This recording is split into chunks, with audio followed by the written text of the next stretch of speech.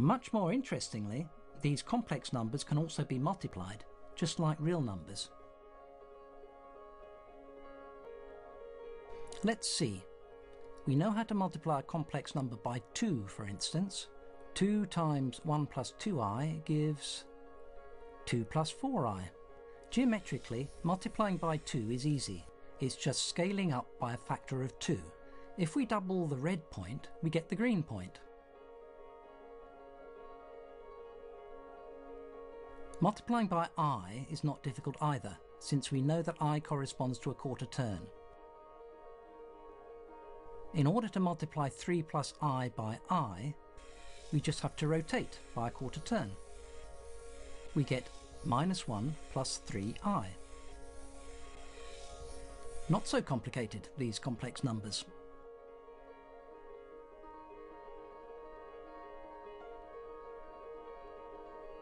And finally, we can multiply any two complex numbers with no problem whatsoever. For instance, let's try to multiply 2 plus 1.5i and 1 plus 2.4i. We proceed as usual. We first multiply by 2 and then by 1.5i, and we add the results. Therefore, we get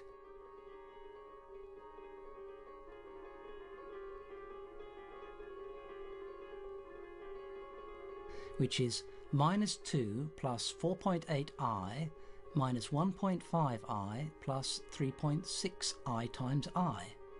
But I squared is -1, since we invented I for this purpose.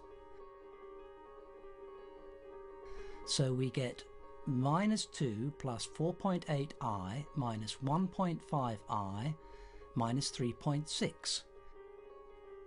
And tidying up, that gives us -2 minus 3.6 plus 4.8i minus 2.5i, giving us in all -5.6 plus 3.3i. There you are. We know how to multiply complex numbers. In other words, we can multiply points in a plane. That's amazing. We thought that the plane was dimension 2, since 2 numbers are necessary to locate a point. And now I'm telling you that 1 number is enough. Of course, we changed our numbers, and now we are dealing with complex numbers. It seems the right time to define two notions, the modulus and the argument of a complex number.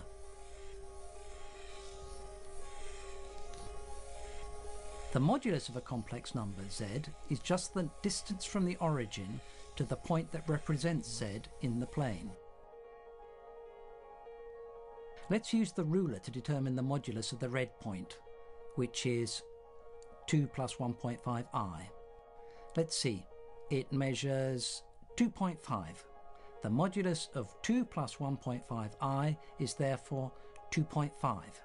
For the blue point, I get 2.6. And for the green point, which is the product of the 2 points, I have 6.5. As a rule, the modulus of a product of two complex numbers is just the product of the moduli of the two numbers.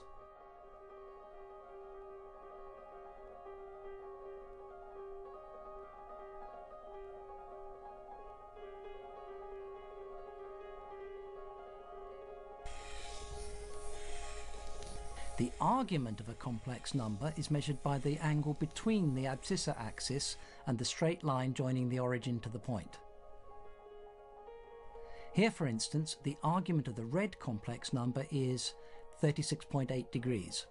The argument of the blue point is 112.6 degrees. And for the product, the green point, we get 149.4 degrees. That is the sum of the arguments of the two numbers.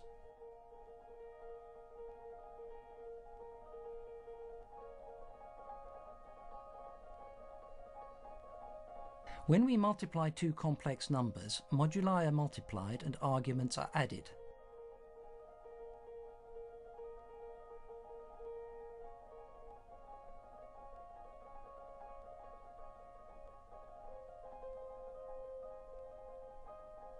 Let's finish up our first encounter with complex numbers with the stereographic projection. Consider a sphere tangent to the board at the origin. Using stereographic projection, to each point on the board, that is, to each complex number, corresponds a point on the sphere. Only the north pole of the sphere, I mean the pole from which I'm projecting, has no complex number associated to it. We say that it corresponds to infinity. Therefore, mathematicians say that the sphere is a complex projective line. Why line? Because one needs only one number to describe its points. Why complex? Because this number is complex. Why projective? Because we added a point at infinity using the projection.